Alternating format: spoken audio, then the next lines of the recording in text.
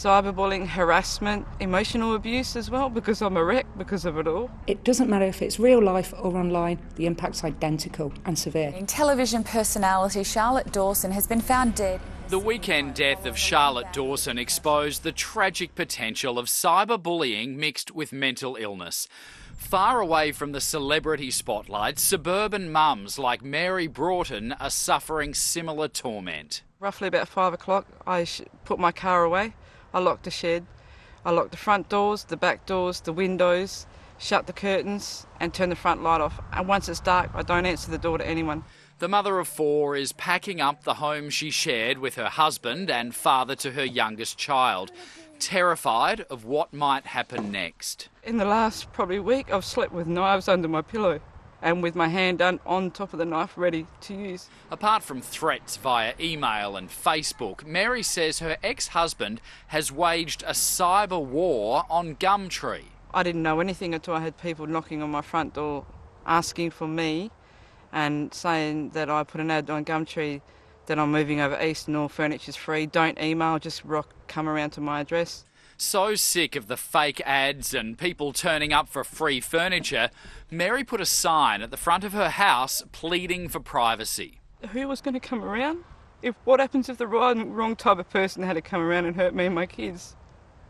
That's what I was worried about. What we really need to get across to people is that this is illegal. You can't just get away with things in cyberspace.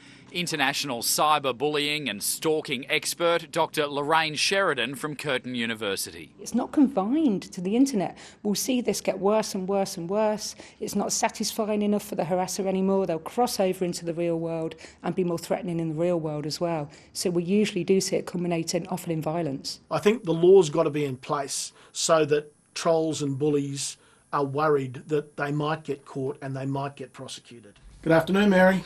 6PR's Paul Murray has taken up Mary's case. She said, I'm just a nobody, and I was really upset about that because no one should feel like that in our system. Mary says she went to 2 police stations complaining of stalking and harassment and was turned away. They're not helping, they're not trying to stop, they're just, there's nothing we can do.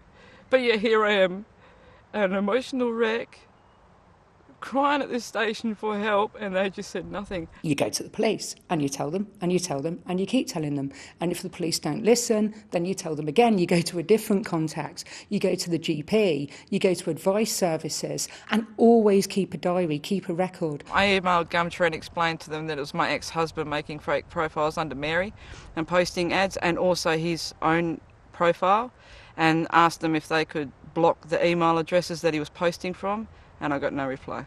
At 4 o'clock this afternoon, Mary handed back the keys to this place. She doesn't live here anymore. So if you see an ad for parties, free furniture or anything else in Indigo Circle, Warnbro, it's a fake. At the end of the day, he wants me back because he's emailed me and told me if I didn't kick him out, this wouldn't be happening. It's all my fault because I kicked him out. People like Mary shouldn't have their lives turned on their heads just because they've decided that a relationship's shouldn't go ahead and they want to move on with their life. The laws and all the legislation to do with stalking, bullying is actually in place, but it's not really got in any teeth because it's not being used. Just to leave me alone and move on. I've got 4 kids. My kids are my life.